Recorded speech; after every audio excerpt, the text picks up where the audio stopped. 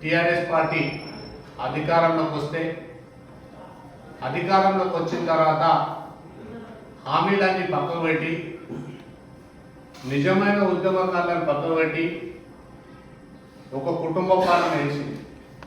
అదందరూ ప్రజలు గమనించారు.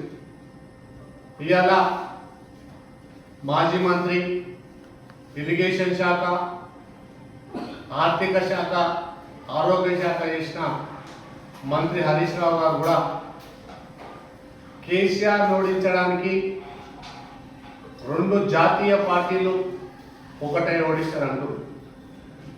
జాతీయ పార్టీలు ఓడియాల్సిన అవసరం లేదు కేసీఆర్ను.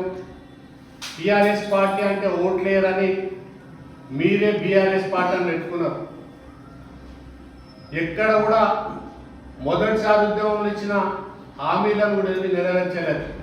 డబుల్ బెడ్రూమ్ కావచ్చు, దళిత బంధు కావచ్చు, ఏ విషయంలో కూడా నెరవేర్చలేదు.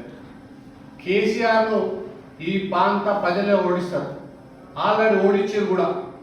మీ మాయ మాటలు, మీ మోసపూరితమైన మాటలు, ఎన్నికల ముందు ఏం మాట్లాడతారో, ఎన్నికలు అయినాక ఏం మాట్లాడతారో మీరు చెప్పిన సామెతనే ఓడ దాటిందాక ఓడమల్లప్ప, ఓడ దాటిన తర్వాత బోడమల్లప్ప అని మాట్లాడే మాటలు ప్రజలు మీకు గురువు చేసి మళ్ళీ అలా తొందరలోనే దోతారు.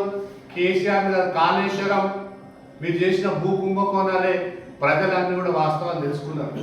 కాబట్టి రేపు పార్లమెంట్ ఎన్నికలలో కూడా రెండు పార్టీల మధ్యలో పోటీ ఉంటుంది. టీఆర్ఎస్ పార్టీని నమ్మే పరిస్థితి లేదు. బీఆర్ఎస్ పార్టీ అని మళ్ళీ టీఆర్ఎస్ పార్టీ పేరు పెట్టుకున్నా, ఇంకే పార్టీ పెట్టుకున్నా, ఇంకే కార్యక్రమాలు చేసినా టీఆర్ఎస్ పార్టీ, బీఆర్ఎస్ పార్టీ పార్టీని ప్రజలు నమ్మే పరిస్థితి లేదు. కాబట్టి ఇవాళ ప్రెస్టేషన్లో అధికారం కోల్పోయిందన్న ఉద్దేశంతో కేటీఆర్ గారు, హరీష్ రావు గారు ఏదేదో పత్రికలలో మాట్లాడుతారు. ఇవాళ నేషనల్ పార్టీ, జాతీయ పార్టీ, నరేంద్ర మోడీ గారు ఒక్క కుంభకోణం లేకుండా ఏ అవినీతికి దూరంగా వస్తూ ఇవాళ ఈ దేశాన్ని ప్రపంచ దేశాలలోనే అగ్రగామిగా నిలిచే పరిస్థితులు తీసుకొస్తారు. ఎవరు చూసినా, ఎవరు మాట్లాడినా, గల్లీలో ఏ పార్టీ ఉన్నా ఢిల్లీలో మాత్రం మోడీ ఉండాలని అంటున్నారు. ఎందుకు అంటున్నారో చెప్పాలి. ఈ దేశ రక్షణ కానీ, ఇవాళ నేషనల్ హైవేస్ కానీ, ఎయిర్వేస్ కానీ, రైల్వేస్ కానీ ఇవాళ నేరుగా అభివృద్ధి జరిగినాయి.